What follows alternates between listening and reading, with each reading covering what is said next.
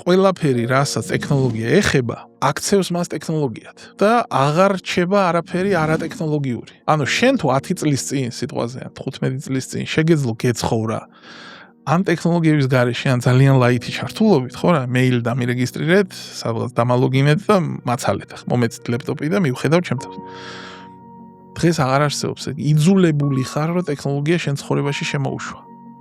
ყველა ასპექტში. და იგივე ეხება მათ შორის მარკეტინგსაც.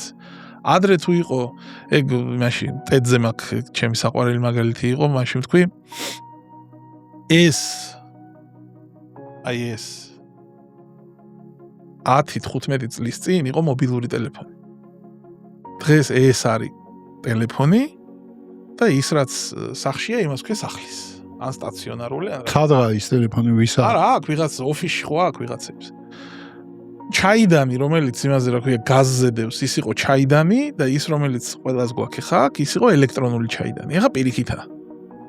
ხები ხო? ანუ ყველა ტენდენცია მიდის მაგით, რომ სახელების ჩანაცვლების დონეზე მიდის. იგივე დაემართა მარკეტინგს, ანუ 2010 წელს, რასაც შენ დიჯიტალ მარკეტინგის განყოფილებას აკეთებდი თუ ხან ბრენდ მენეჯმენტის და ხან რაღაც.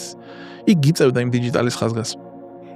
დღეს უაზრობა ძალიან მალე საერთოდ პირიქით იქნება, ანუ ტრადიციული მარკეტინგი თუ შემთხვევით გჭირდება რამეში, ხაზგასმა მოგიწევს, რომ ეს მე რარიტეტულ მარკეტინგს დაარქმევ. რარიტეტულ მარკეტინგს დაარქმევ. რარიტეტულ მანქანების კი, რელიკვია, მარკეტინგ კლასიკ ედიშენ იქნება, ეს რა ბილბორდები და ეგეთი რაღაცეები რა, ალმასთან ბოდიში. ხო და რას მომვიცი, რომ აი სხვა შორის ალმაც ძალიან მაგარი кейსია რა, თეატრში ქონდათ პრეზენტაცია და უმეტესად ლაპარაკობდნენ იმაზე დიჯიტალ ტექნოლოგიებით, როგორ ითვლიან ტრაფიკებს და რანაირად გაძლევენ ტარგეტირების საშუალებას ფიზიკურ რეკლამაში. ხტები, იმიტომ რომ აღარ დარჩება არაფერი, რომელსაც ტექნოლოგია შეეხება და მის მხარეს არ გადაკაჩავს.